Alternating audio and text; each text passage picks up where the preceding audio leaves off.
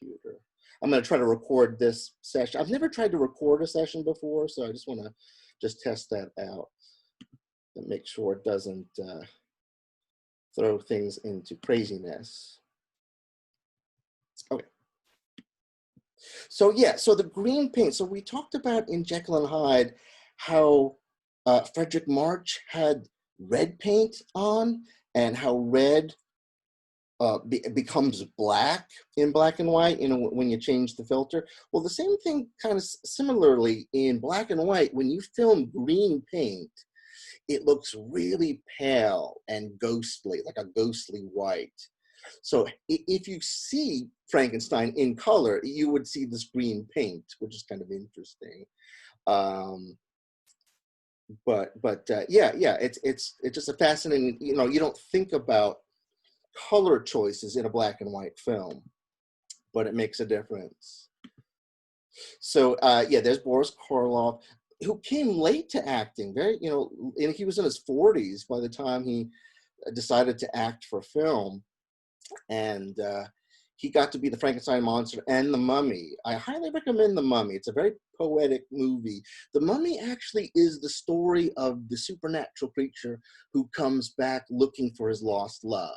So we get that in Bram Stoker's Dracula with Anthony Hopkins and Winona Ryder, that 1993 Francis Ford Coppola version. You get the lost love reincarnation story in Dark Shadows also, the vampire who comes back and is just looking for his reincarnated love. So that all comes from The Mummy, the 1932 Mummy, if you're curious about the origins of that template. Here's our director, James Whale, British director who comes to Hollywood. He's part of that mass exodus from Britain to Hollywood early on. British actors could get jobs in the early sound period because they could enunciate well. So there's a whole bunch of British actors working in Hollywood. James Whale was gay. He was pretty openly gay. He was much more closeted about his social class. He liked to think of himself as being much more upper crust than he was. But as a gay director, you will notice with his films that, you know, he has interest in gender identity, and there's a humor there that's kind of, you know, things that other directors perhaps couldn't get away with. There's, you know, there's a real signature to his group of films, Frankenstein, Bride of Frankenstein, The Invisible Man, and The Old Dark House. And I say he kind of brings in the black comedy, the dark humor, the ironic humor to a lot of these horror films. He's the only director, though, of the Universal period who has a real style, a real signature, and a larger body of work. Brendan Fraser and Ian McKellen, they did this movie called Gods and Monsters, if you're interested in the director. James Whale died mysteriously. He was found, it's one of those body found floating in a pool mysteries. We don't know what happened. One of the great Hollywood murder death stories. So if you're interested in sort of, you know, unsolved deaths in if you're interested in unsolved deaths in Hollywood, I know that's very specific. There might be some fans of that, you know, that particular you know, type of situation. Check out Gods and Monsters, and maybe look up a little bit more about James Whale. Really important character. I want to talk a little bit about the digital restoration, you know, just sort of comparison, you know, what I had to grow up looking at, you know, watching, compared to this new print, you know, that that hopefully you got to see. And, you know, again, my apologies for that first group that didn't have access to this particular print, but, you know, go back and maybe look at some scenes at the improvement. And, you know, my only concern was, you know, when the print was too faded and dark, what ended up happening is you started to use your imagination a little bit more. There's some sequences in the old print where you really can't see much, and you start filling in the blanks. So, you know, in some ways, I mean, it's great to be able to see all this detail, but you don't use your imagination quite as much because you could actually see what's there. So, yeah, digital restoration. I mean, some of you might be interested in that field. You know, the Library of Congress out in Culpeper, Virginia, just 45 minutes away. You know, they're working on film preservation all the time. So if you're interested in that, you know, there are some internship opportunities at the Library of Congress. You might be, you know, interested, especially if you're interested in history. So yeah, so our Old Dark House, it is part of the horror of manners, and horror of manners is part of the comedy of manners tradition. People being too polite to speak up and then getting themselves in a lot of trouble. So the, you know, the point of the Old Dark House is what are you willing to sit through? And you know, the idea that sometimes being too polite might get you killed. You know, you're afraid to say no to someone and then you end up, you know, abducted. So there's a great there's a great lesson to be learned that it's always better to be rude and safe, yeah, than polite and dead. You know, so don't second guess yourself. If you're getting a bad vibe from someone, it's okay to move on. It's far worse. You know, there's things much more, you know, more problematic and dangerous than being rude. The movie's based on a James Priestley novel called Benighted. I don't know if you know this word, to be benighted, but it's the idea of the being cursed, being unlucky. This is a benighted house, Margaret says at one point, or perhaps Perkins says that. I think it's Margaret. And yeah, it's a really interesting idea. We saw a little bit of that, sort of the family curse in I Walked with the Zombie, that there's something lingering over the family. Ironic humor, dialogue and image, circumstances is in conflict. And remember, conflict that's the essential ingredient of drama. It's the essential ingredient to comedy as well. So we get the bickering couple, Margaret and Philip. This is one of the happiest moments of my life, right? We know that can't possibly be true. Margaret is now actress Gloria Stewart. If any of you saw the film Titanic from 1997, she is the elder lady who's sort of telling the story. How many of you, show of hands, have seen the Leonardo DiCaprio Titanic from 1997? It's so funny, like, to think of, you know, that film is now that film is old. You know, that film is before you're born. You know, it seems like it just came out yesterday. But yeah. So this is Gloria Stewart. Oh, good. Okay, so yeah, several of you have seen Titanic. So you know, great connection, sort of bringing her into something that you're more familiar with, and you're seeing her at the very beginning of her career here. Gloria Stewart with Boris Karloff. She said that he was very, very polite. He was great to work with. So yeah, she has good memories of working with Karloff. Not so much James Whale. He was a little bit fussy and a little bit hard on her. But yeah, I've never been in a better temper in my life. And this great close-up, I hope you sort of noticed, James Whale is a man of theater. He loved the theater, but he also embraces montage and the ability for the camera to get closer. And so just as Philip says, I love the trickle of ice cold water pouring down my neck. We get this close up of the water down his neck. Married couples are not usually the hero-heroine combo. Now, I know there's a lot more variety with films today, but if you kind of think about it, hero and heroine are almost always not married, right? And so that there's dramatic purpose to that, because they want the two leads to be available so that they could possibly get together. There are some films that are about married couples, you know. Sometimes the film is about a marriage falling apart. You know, The Shining has a married couple. Hereditary has a married couple. I just invite you to kind of think about that, is the energy of a single person and you're following their story versus the energy of a married couple. And then there's Pendrell, okay? Think about this. Where is Pendrell in the car? Okay, just kind of think about where he is and then sort of what that means, right? He's a passenger. So I asked you to think about, are you in the driver's seat or are you a passenger in life, right? Are you a driver, or you're a passenger? Now, both these things could be good, they could be bad.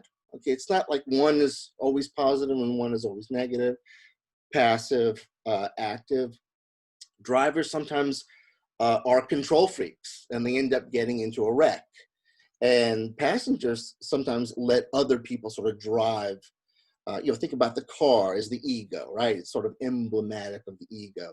And so, who's driving your car? Who's driving your ego? Is someone else in control, or are you in control? Pendrell is sort of someone kind of drifting through life, but I think he has a sense that everything's going to be okay. He'll figure it out eventually. And I'm sure some of you are like that. You're not really that worried. You're sort of like, well, I'll figure it out eventually.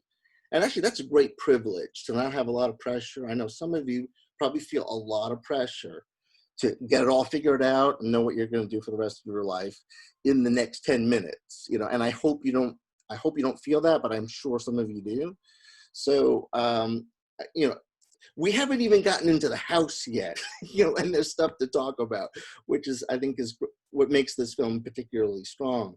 But kind of thinking about, passenger versus driver.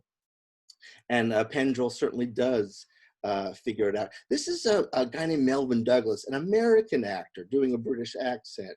Melvyn Douglas had a very long career in Hollywood. This great shot of the downward journey. We talk about the spatial conventions of, lower left corner, danger, upper right corner, more kind of safety and control.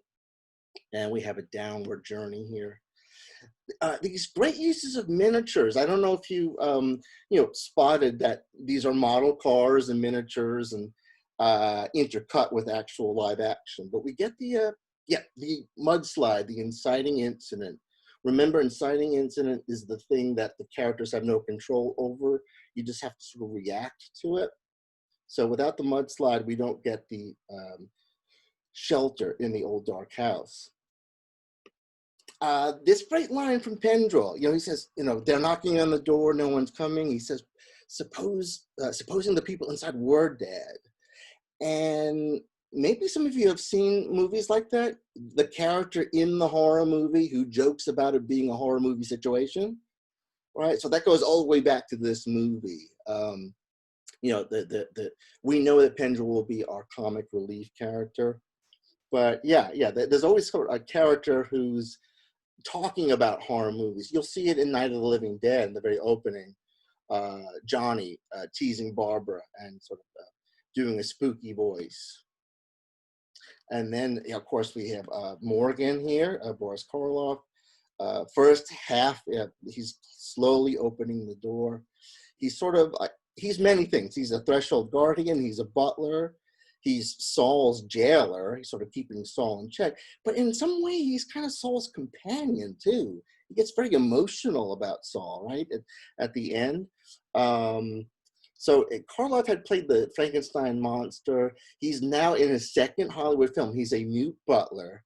And then James Wells said, hey, I'm making The Invisible Man next year. You want in? Well, no one has heard me talk yet, and now I'm going to be invisible? No, thank you. No, thank you, James. I'm going to go back to England for a little bit. He was lured back to Hollywood eventually, but it's kind of funny to think your first two roles, you're a grunting brute, and then the third film, they're going to make you invisible. Very, very, very funny.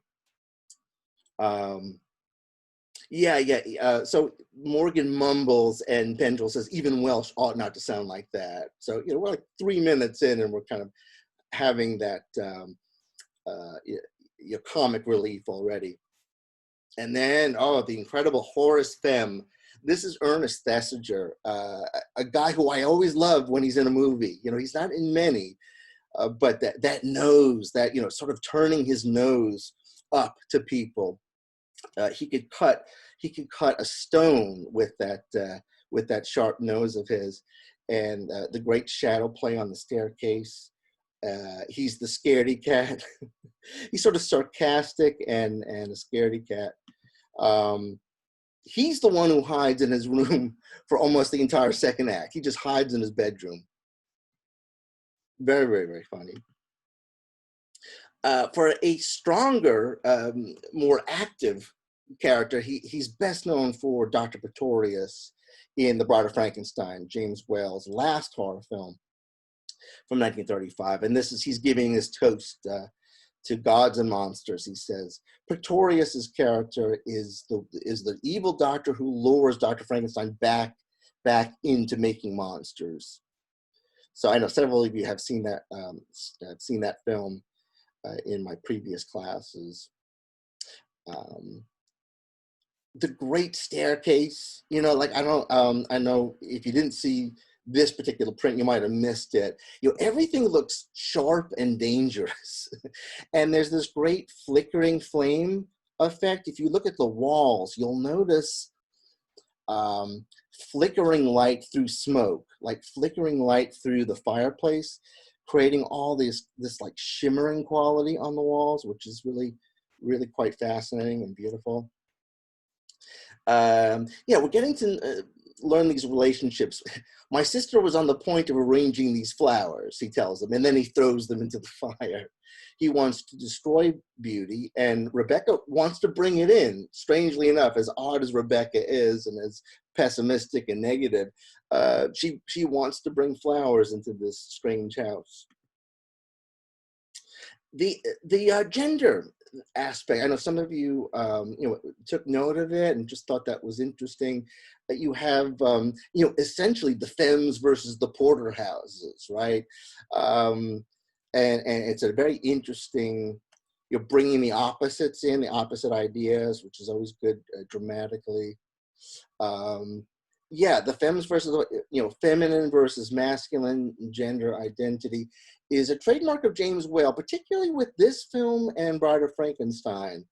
The theatrical tradition of men dressing up as women, women dressing up. This is actually, if you go to the credits, this is the actress, Elsbeth Dudgeon, but she's billed as John Dudgeon in the credits. She plays Roderick Femme as the patriarch. And just a reminder, drag is an acronym, dressed resembling a girl. You'll find it in stage directions. Shakespeare didn't invent it, but you will find some notations in Shakespeare's play saying drag, indicating this character should be dressed resembling a girl. But it works the other way as well. And this is such a James Whale touch to have a woman playing a man. Really no one else at the time is doing this sort of thing. And it's just, it's completely unexpected. The brother battle, brother and sister, the atheist versus the religious fanatic. I mentioned that, we're introducing the idea of religious fanaticism into the horror genre, and it's something that will be used and repeated in later films. Carrie, I mentioned Carrie comes to mind. Sissy Spacek's, Carrie's mother in that film has an interesting, very, very sinister type of religious fanaticism. No beds, they can't have beds, right? I don't have a slide for it, but yeah, this was her catchphrase, as Horace's catchphrase was "have a potato" when they're having that interesting meal. Then, yeah, the social class. After a bit of strangeness and some scares, the second group of guests, Bill and Gladys Perkins, she shows up. This is a very interesting composition, having Pendrell between the two women. Some essayists have wondered, was Pendrell with Margaret, but before previous relationship, and that's kind of why he's seated between the two women. But he tells this story about his wife being snubbed, because she just wore a plain cotton dress, and this fed into her depression. And he says, I know that that's what killed her. So it's implied that sort of she may have committed suicide as a result of just a series of these kinds of things that incidents that fed into her depression. But it's a very unexpected moment, in the movie, especially when we're watching a horror film. It is the disaster film structure. Okay, so in terms of genre, different genres, this is also a disaster film, in that in all disaster films, you throw people together from different classes, backgrounds, and just see how they get along. Now, often it's way too obvious in a disaster film. I'm sorry about the double ins there. It's too obvious. The social class thing comes up later in the Old Dark House, and I would say that is a better way to go. You and I, we've all watched disaster films where we're expecting for the big disaster, but we have to sit through 20, 30 minutes of introducing the single dad who can't talk to his daughter, and this other person who has some sort of problem that we really don't care about because we want to get to the disaster, right? That's one of the problems with that disaster formula.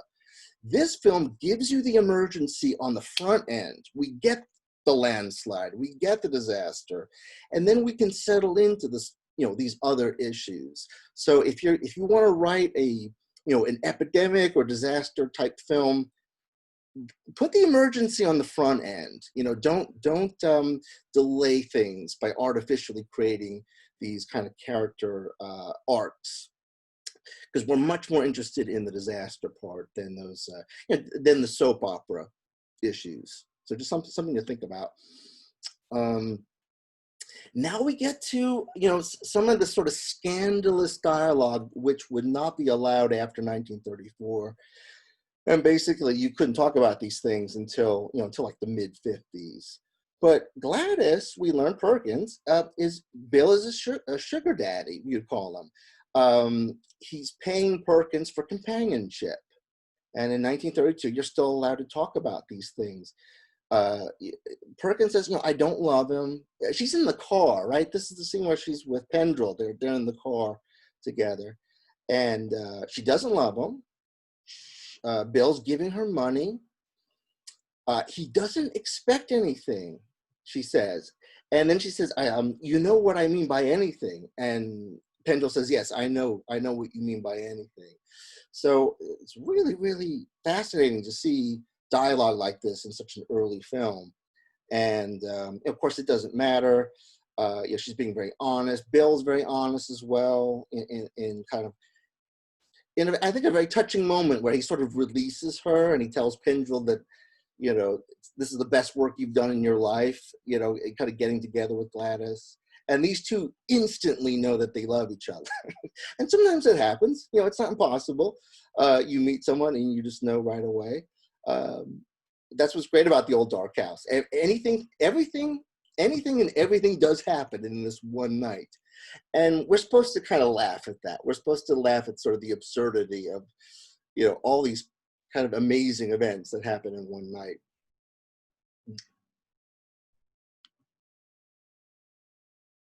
Yes, so some of the imagery on the snowier print, you might not have caught this, but this interesting journey where Margaret is going to change her clothes, and you get this dark hallway with the billowing curtains. That's a great image from kind of haunted house movies, the wind kind of moving the curtains around. And then Margaret tries to open the window slightly, and you get this violent wind that kind of comes gushing in. I mentioned in later possession movies and haunting films, you'll sometimes get the big wind out of nowhere scene. Winds that swell up are often manifestations of the unseen evil. There's at least a dozen films I know of where you have a priest and standing with a Bible screaming at a wind out of nowhere. So you'll see that it kind of crop up, the ghosts are manipulating the winds type of thing. Oh, and then I love the vices of Rebecca Femme. She's very judgmental, right? But we see her just, gorging herself with food. She just, it's a very, very funny scene, the dinner scene. Right, so we have gluttony. I hope you caught this. This is, after this, really uncomfortable moment in the room with Rebecca here and Margaret. She fixes her hair, you know, before she leaves in the distorted mirror. Great moment. Judgmental, of course. She says, "You revel in the joys of fleshly love, don't you?" And actually touches her, puts her hand on Margaret's bare skin, you know, against an image that you probably won't see for another 20 years in Hollywood.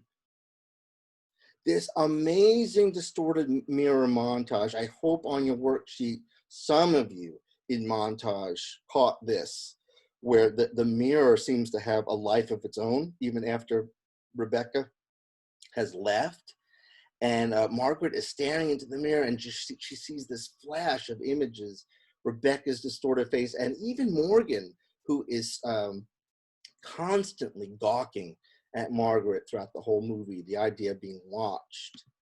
And I want to say, it's the only moment, there are two moments where you could argue there's a supernatural event that happens. It's the distorted mirror montage, and then the shadow play, where supernatural is suggested. Margaret is doing shadow puppets, and then this shadow of Rebecca comes out of nowhere and touches her again. Is Rebecca really there? I would question that she's not even there. There's no shot to confirm that she is. Margaret just sort of runs away. So, you know, take a look at that scene again, see what you think about the shadow play. Yeah, this great suspense. We see the hand. She doesn't, all kind of in one shot. I failed to mention, or get a slide. There's another moment where when Margaret is outside the house, and Morgan is getting drunk. He's in the kitchen, and he runs right up to the window and punches his fist through the window at us. It's the first sort of 3D effect in a horror film. I've never seen someone's hand kind of coming, you know, right at the camera like that. So you got to give the old Dark House credit for that 3D effect. Now, this is a James Whale directorial signature. He loves punching the viewer with 3 progressively closer shots of the monster. Long shot, medium shot, close up. So yeah, so you get this to this to that. All his, if you watch any James of the 4 horror films, you'll see that. Frankenstein, you'll get long shot, medium shot, close up. Invisible Man, he does that. The 3 shot in Bride of Frankenstein, you get the bride 3 shots getting closer and closer. The thing behind the door that has to be fed. I'm sure you've seen films where, you know, food is left out. There's something locked behind the door, and there's just the tray of food. And we have, so we call this id containment, right? Id as in that destructive force that has to be contained, locked away, just sort of waiting to be released. They have to bring the meals to it, right? So id also can mean it. And it's just that idea of like that energy, that sort of primal energy. Saul is hidden behind the locked door, and we delay Saul's, you know, we worry about Saul the whole time. Is the crazy brother going to get out? So that hovers over the story.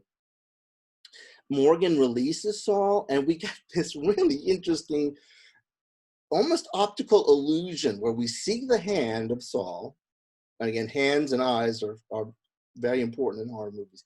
We get the hand of Saul, and then Morgan kind of moves down below it, and it briefly looks like the hand belongs to Morgan. They're like this, you know, they have merged somehow. Meanwhile, the women are hiding in the closet. And look at the cobwebs. I don't think you saw the cobwebs if you watched the snowy print. It's nice to actually see the cobwebs in this print. And Perkins says, "I just love him." And that's supposed to get a laugh. That's what, you know, these incredible things are happening, and she's still pining over Pendrell, even though that they're stuck in the closet here. Now, when Saul finally comes down, he seems frail and harmless. And he quite credibly says the others have been abusing him. You know, he's the victim. Wow. Well, that's possible. you know, maybe they have been abusing him. But then we cut to this shot to clarify, oh no, he's not. Pendrell's not looking at, you know, there's a moment where he steps away and then we get this shot. So now we know something that Pendrell doesn't, so we get suspense. No, this guy cannot be trusted. Brember, this guy never made another film in his life. He's a theater actor from England. It seems like James Whale brought him over just to do this role. James Whale had that kind of clout, you know, to kind of bring in his cronies, bring in his British acting friends to make films. Flames are like knives; they burn like ice. It's just, and we get a lot of great biblical ranting also from Saul and his connection to the biblical character. We call this the dragon battle. You know, again, from Hero's Journey terminology, you usually get the dragon battle around the end of the second act, where, you know, the opposing forces finally face each other. You finally have to face the monster. And I love that Pendrell uses redirection to distract Saul, you know, in the way that, you know, a child having a tantrum, you try to use distraction or redirection to get them thinking about something else. I mean, it's something that people use with Alzheimer's patients too, getting them to sort of refocus. So it's a really interesting study in hostage negotiation, this sequence, where Pendrell's using empathy. You try to convince the person that, you know, you're on their side. So as Saul uses the knife, you know, threatens him with the knife. Margaret and Perkins, they stand up. They go face to face with Morgan, right? They're both hurt, and I'm not afraid of you. So it's nice the women, you know, kind of get to have voice here against the destructive forces. And yeah, it's Margaret that reminds it's Margaret that reminds Morgan that his good friend Saul is hurt. He's much more than hurt. This is an amazing moment of tenderness. You know, you could argue it's the only genuine emotion. Our monster gets to have the only genuine emotion in the film, you know, in terms of the femme side of the family. And yeah, he starts to weep and cry, and Morgan has to let go, right? There's always a big let go moment in the third act. He has to let go of his friend. And, you know, eyes open death, you know, that's also something that's considered a little bit too gruesome and would have to wait to kind of reappear. You often will not see someone's eyes open. I mentioned that, you know, forensically, people die with their eyes open only when the death is sudden. So usually like gunshots, stabbing, a fall. But people's eyes, they tend to be more open or shown open in films just to clarify for the audience the condition of the person. You know, if someone's eyes are shut, you're not, you know, there's hope, you know, but the eyes open it's more for film audiences, just so that they understand, rather than the physical reality of you know, when someone dies. So yeah, we're all seems lost when we think Pendrell has died, but no, he's alive. We have Gladys, you know, we have Perkins screaming, "He's alive," which is actually something that's said in Frankenstein, James Whale's previous film, right? The monster comes alive, and that's what Dr. Frankenstein says. So it's almost a little bit of an inside joke to kind of refer to your own film. And then, yeah, in the 1930s, the bandage around the head. If you watch a movie from this period and you see someone with a bandage around their head, that means it's an injury you will recover from. It's just a shorthand signifier. It doesn't matter what the injury is, stabbing, bullet wounds, bandage around the head, you know that they're going to be okay. And then the next morning, you know, I don't know what you felt about it, but there's a sense of, did all that really happen? You know, it's a very strange kind of, especially all this bright light compared to what we've been used to. And then the, you know, Horace coming out, you know, he's finally emerged from his room, so happy to have met you, you know, as if to say, come again soon. I hope you enjoyed your stay. And then the our final, final title card here, a good cast is worth repeating. You'll see that a few times. You see that in Bride of Frankenstein, a good cast is worth repeating. And then the John Dudgeon, I mentioned Sir Roderick Pham, Elsbeth Tudgeon being billed as John Dudgeon.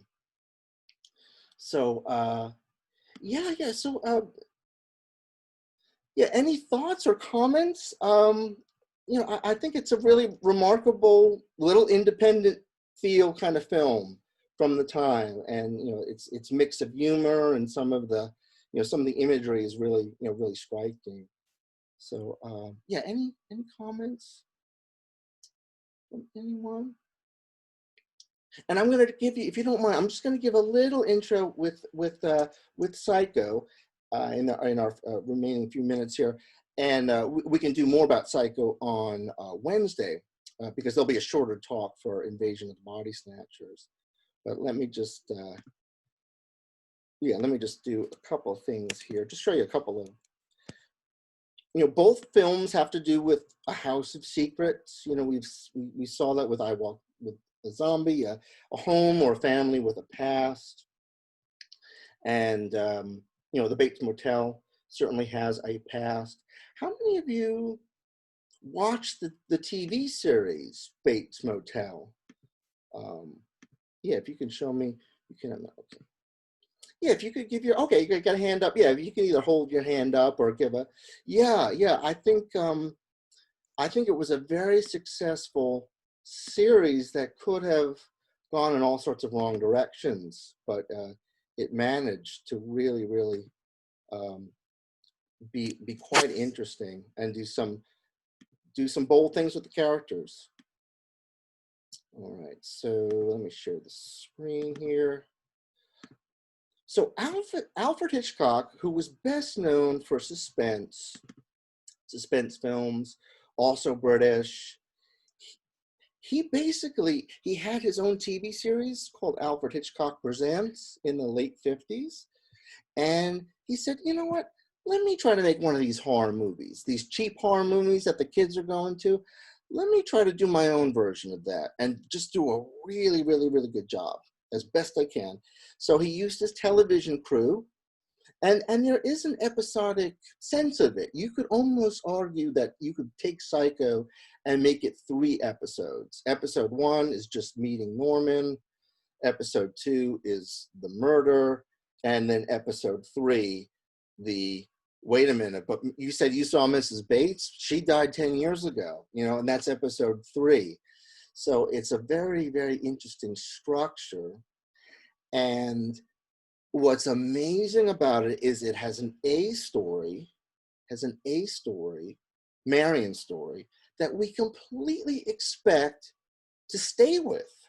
A woman steals $40,000. She's on the run. Is she going to get away with it? Is she going to give it back?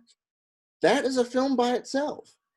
But then 45 minutes into that story, the Norman story takes over, and Marion is killed, and now we're with Norman. And now, so the B story has completely taken over, and we follow that one out.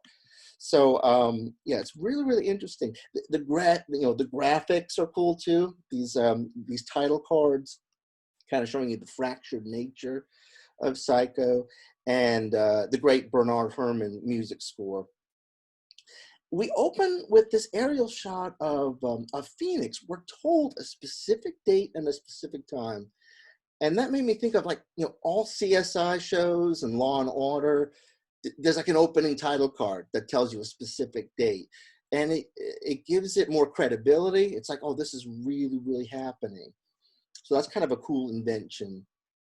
We go through this window, this incredible crane shot goes through this open, dark window, and we see Marion and Sam, and we know something salacious is going on. Marion then, she decides to steal this money. There's like this really rich guy who's gloating about how much money he has, and he doesn't care about it. And Marion is so tempted, she just takes off with the $40,000. And I wanted you to notice these two images, that the idea that Marion and Norman are not that different. Marion is driving and she's hearing voices in her head. She's imagining what the others might be saying. She's imagining what the rich guy might be thinking, you know, now that she has the money. And so that this weird smile, it happens around 25 minutes. If you want to look at it again, she's, you know, she's playing in her mind, the voices in her head and what they must be saying. And then we get the creepy smile from Norman with voices in his head, the mother voice. So it's a fascinating way of connecting the characters. And then this creepy imposed image of a skull over his face as they're retrieving the car. We saw a little bit of the superimposition in Jekyll and Hyde of images being layered over each other. The being watched. Now, Hitchcock said he was terrified of the police. He's not alone in that. That will be my political statement for this session. I won't say anything more, but this idea of being watched and being pursued, and the fact that we don't see his eyes, right? The eyes are the window into the soul. And so sort of like the soullessness of the law and being pursued.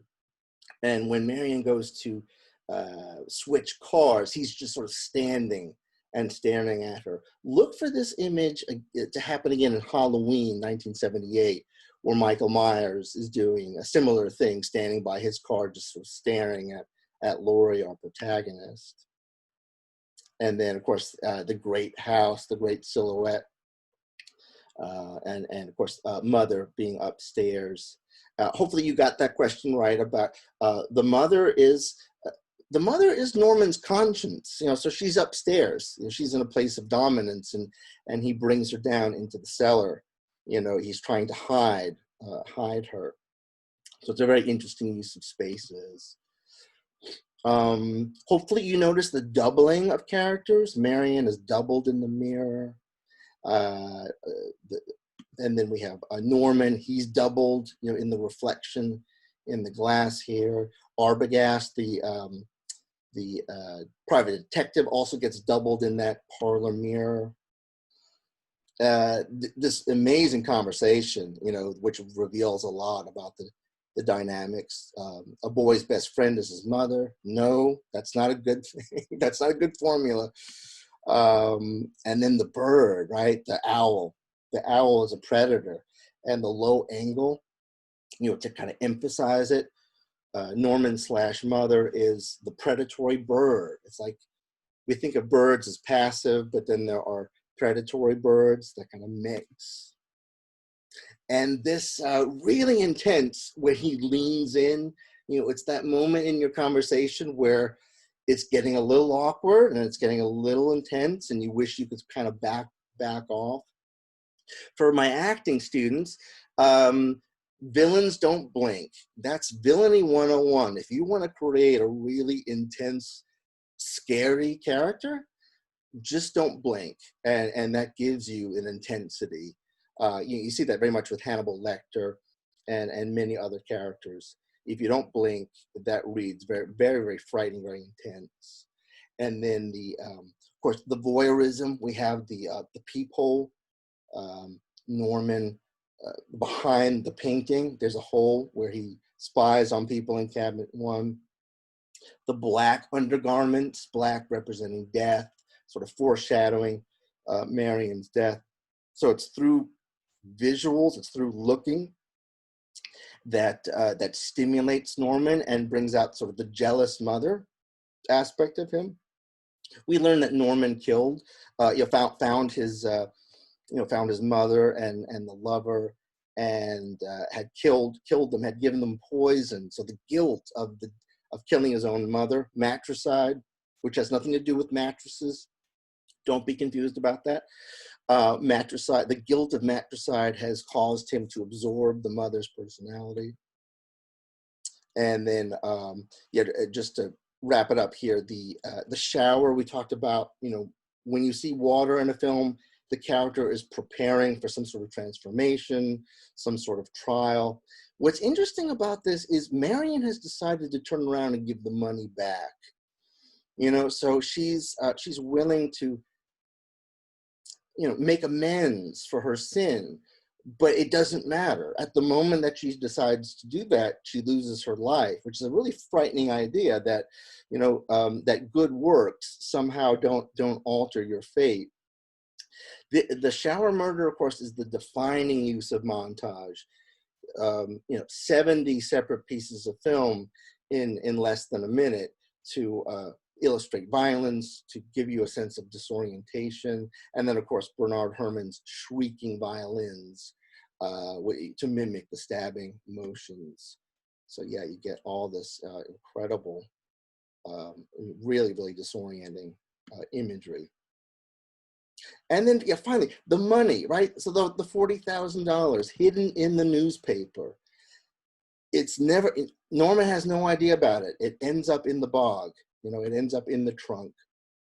And we have Norman looking, pushing the car in, and it starts to sink, and then suddenly it stops. And Hitchcock, just, everyone talks about this. When the car started to sink and stopped, audiences gasped.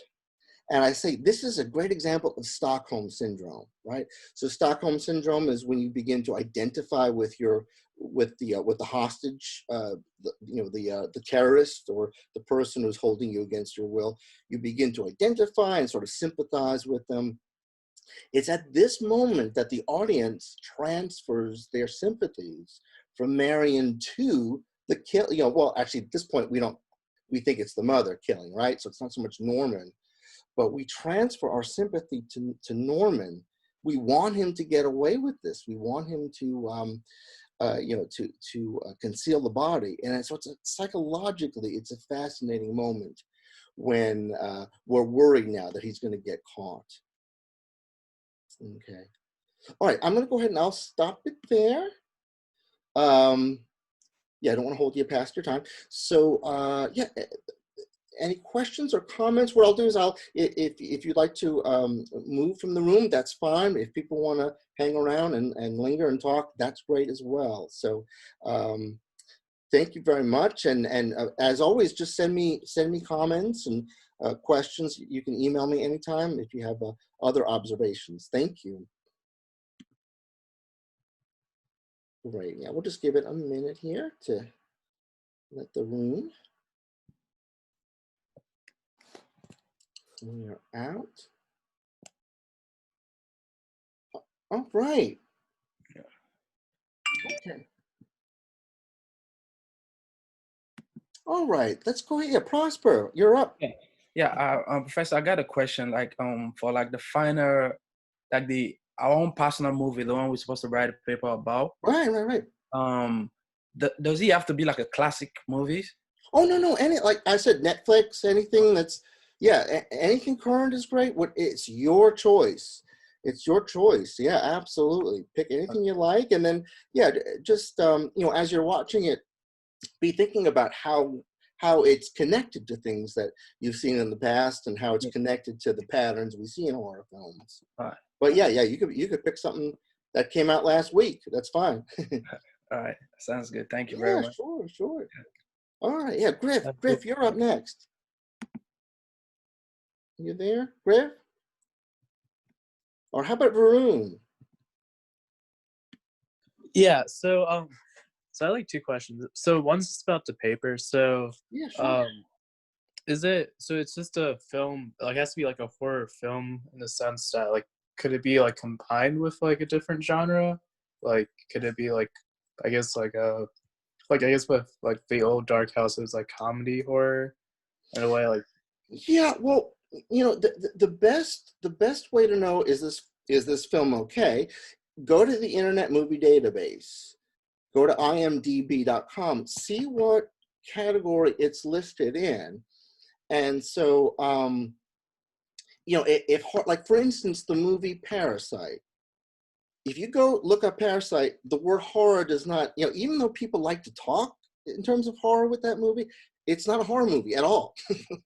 It's Yeah. I don't know, you know, how people have been misinformed that there are some horrific things that happen in it, you know, in the way that Right. Saving Private Ryan, you could argue Saving Private Ryan is more horrific in its first 20 minutes, you know, than anything you've seen. Is it a horror film? No, but it uses horror to illustrate the horrors of war. So yeah, you know, make sure that it's within that genre, unless you want to argue that, you know what, they don't call this a horror film, but I argue it is a horror film, and this is the evidence.